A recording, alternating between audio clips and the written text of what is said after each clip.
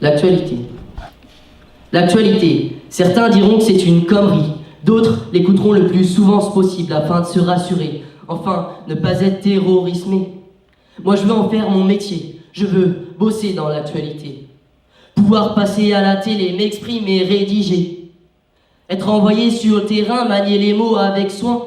Intervenir en Syrie, avoir pitié des civils, là-bas devant les chars d'Al-Assad. Être au cœur de la lutte anti-Daesh et voir disparaître ces nœuds, ça me rendrait heureux. L'actualité, un mélange d'émotions, une purgation des passions. Passer du rire aux larmes, passer de l'amour aux armes. Regarder le monde tel qu'il est, parfois horrible et magnifique. Regarder la vérité en face, parfois terrible et drastique. Je me vois encore en novembre 2015, un certain vendredi 13, après avoir joué au loto pour essayer de toucher le gros lot. Mon pari a fini souillé de sang, au Bataclan. Tout ça à cause de ces blaireaux, ou devrais-je dire de ces salauds.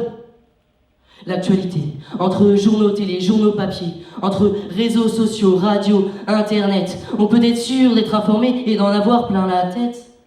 Moi, c'est une chose qui me fascine, mais surtout qui m'entête. Rédiger un texte outre-Atlantique, comme par exemple en politique, Obama, foi, ça me plairait. Hillary veut qu'une ex-première dame et un barjot raciste soient à départager, suite aux primaires et au Super Tuesday. Mes amis ricains, ne vous trompez pas, and it's my dream one day. Actualité. Un vilain mot pour les ermites, pour les journalistes, une pépite. Une liberté fondamentale à partager sans modération pour ravir notre liberté d'expression. Parfois attaqué, mais jamais tué, nous a d'ailleurs appris Charlie. Ne pas chômer la journée, telle est la volonté d'une loi nommée travail. Non à la précarité, crient les opposants, parfois limités intellectuellement. Par là, je ne pense pas aux manifestants, ni même aux syndicats, même pour le coup de l'essence. Je parle bien de ces gens nommés casseurs, pleins d'ignorance. L'actualité, on doit toujours s'y adapter afin de suivre un monde qui change. Elle nous fait penser autrement, changer nos comportements pour aller de l'avant.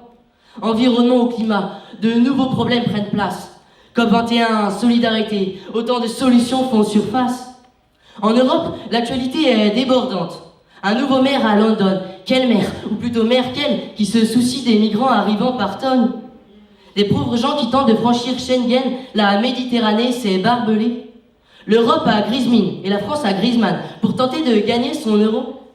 Bref, je pourrais parler des heures sur ce sujet. Je pourrais rester toute la nuit debout. Mais il est temps de s'arrêter car c'est la fin du JT.